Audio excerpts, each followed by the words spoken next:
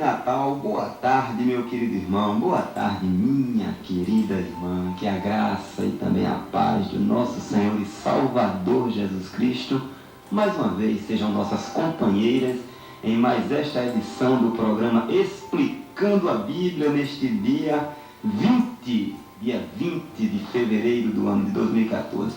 O programa Explicando a Bíblia tem alguns propósitos, dentre eles o propósito nobre de nos incentivar a ler a Bíblia todos os dias. É um capítulo por dia, irmãos, que estamos trabalhando, explicando e também aplicando os textos, as doutrinas, o princípio, divino dos textos aos nossos dias atuais, até porque a Bíblia, suas instruções são cabíveis em qualquer cultura, em qualquer época, para o nosso bem. Hoje nós estaremos trabalhando o capítulo 31 de Gênesis. Mas antes de iniciar a fala mesmo sobre o texto, eu gostaria de lembrar aos irmãos que hoje é o dia do meu amigo, o irmão Canindé de Gramoré, que está passando por uma provação de enfermidade. Ele neste momento está na sala de cirurgia, entrou às 8h30 da manhã, ainda permanece lá, extraindo 3 nódulos cancerígenos do seu coração, do seu pulmão.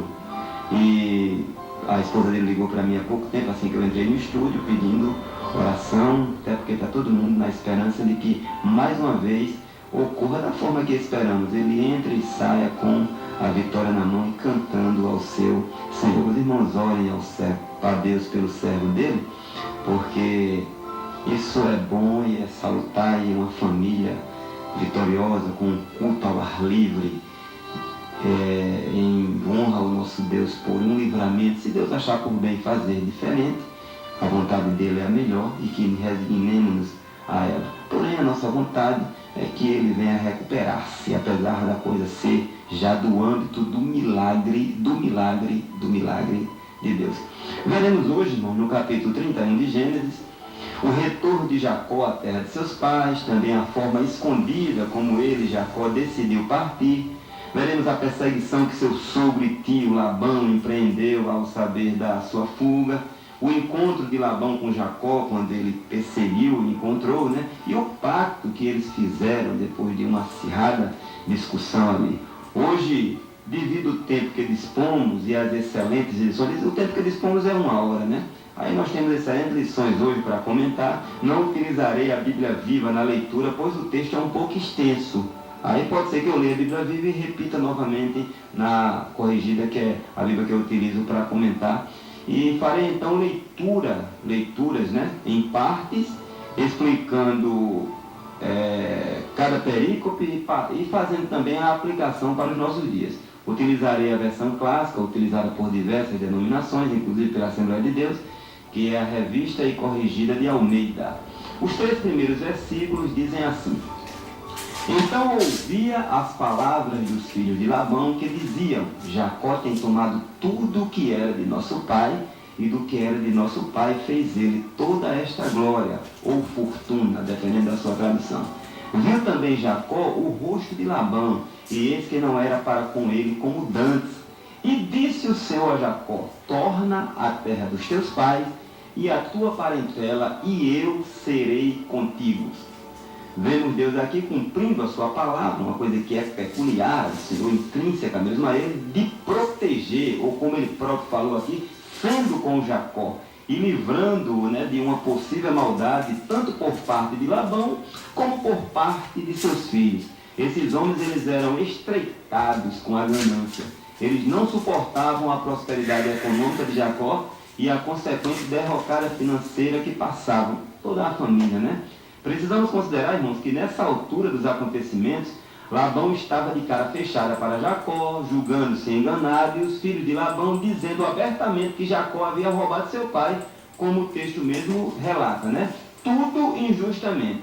Seria inútil Jacó tentar um acordo pacífico para ir embora, Até inocente, eu não diria nem pacífico, até inocente. Como em um jogo, a gente vê que Labão ele estava sendo perdedor ali, insatisfeito, querendo recuperar o que havia perdido, seja de que forma fosse. Assim, a saída de Jacó, ainda por cima rico, era uma coisa inadmissível por Labão e por seus filhos, E Jacó conhecia o caráter de Labão. Foram 20 anos de convivência, fora os relatos que sua mãe deve ter o feito durante toda a sua vida. E nessas circunstâncias, apesar de não ser de forma transparente que ele encarou os problemas, eu acredito que muito poucos homens não tomariam a decisão de sair fugido numa situação assim. Jacó, que não era nada infantil, percebia que a família de Labão o odiava, mas o odiava mesmo. Situação assim, irmãos, torna o coração anelante para se ver livre do convívio, da hostilidade, da injustiça e da infâmia também. O fato é, Labão e seus filhos sabiam que a presença de Jacó era importante. Isso aí tudo bem, né? Agora, mas eles não estavam contentes por causa das bênçãos de Deus sobre ele apenas, sobre Jacó apenas. Isso é uma coisa que não satisfazia o coração deles. Sabia que onde Jacó botasse o pé, Deus estaria ali com ele, né? Mas eles não queriam que as coisas fossem unicamente para um lado. O sábio Salomão falou em um dos seus provérbios que a inveja é a podridão dos ossos. Era o que eles sentiam de fato por Jacó. Quero fazer uma observação aqui para eu e para você, para a gente ficar atento. Olha, pessoas que vivem falando constantemente que outros lhe invejam, ou que se apegam demasiadamente ao tema inveja, vendo em todos ao redor esse defeito, exceto do seu pequeno rol de amigos, que volta e meia um trai o outro, como que numa espécie de paranoia, cuide que você está diante de um invejoso perigoso, doente mesmo por dentro. Não é preciso ser um psicólogo assim de primeira linha para poder perceber isso aí. Só o discernimento natural, a gente já sabe que a questão do cuidado excessivo é uma coisa que faz com que a pessoa caia sempre naquela malha, né? Foi nesse cenário difícil de se viver que Deus resolveu ajudar Jacó, tirando ele daquele lugar tão difícil, né? Do versículo 4 ao 9 está escrito assim: Então enviou Jacó e chamou a Raquel e a Léia ao campo, ao seu rebanho, e disse-lhes: Vejo que o rosto de vosso pai para comigo não é como anteriormente, porém o Deus de meu pai esteve comigo, e vós mesmas sabeis que, com todo o meu poder, tenho servido a vosso pai, poder aqui no sentido de esforço, né? Mas vosso pai me enganou e mudou o salário 10 vezes, porém Deus não permitiu que me fizesse mal. Quando ele dizia assim: os salpicados serão o teu salário, então todos os rebanhos davam salpicados. E quando ele dizia assim: os listrados serão o seu salário, então todos os rebanhos davam listrados.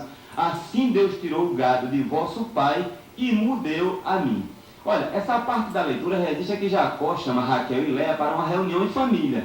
De forma prudente, ele leva suas esposas para o lugar onde ficava o rebanho, fato que não levantaria tanta suspeita, pois a Raquel, inclusive, era uma pastora de ovelhas.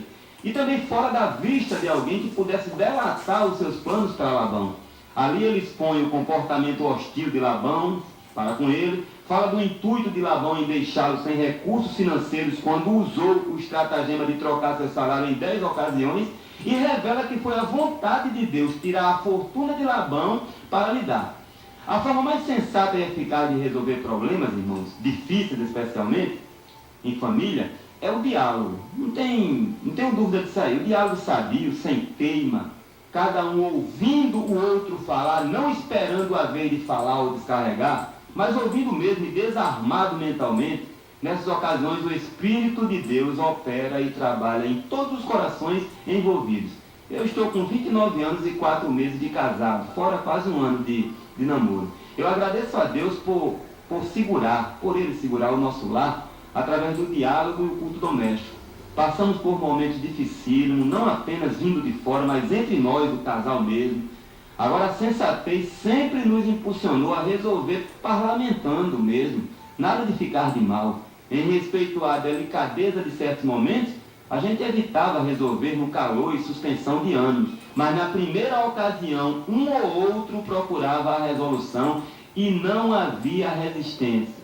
Ficávamos torcendo mutuamente para tudo voltar ao normal, pois tanto eu como minha esposa, a gente sabia e sabe que o nosso lar é o nosso ninho, o nosso aconchego. Apesar de todos os reveses da vida, estamos resistindo agora, graças ao Senhor. Essa reunião aqui de Jacó com as suas esposas ele estava em total vantagem para persuadi-las, né? e tê-las do seu lado, uma vez que elas não estavam tendo a oportunidade de ouvir a outra parte, que era Labão. Mesmo assim, irmãos, Jacó ele usou de verdade e honestidade em seus argumentos. Ele não foi oportunista.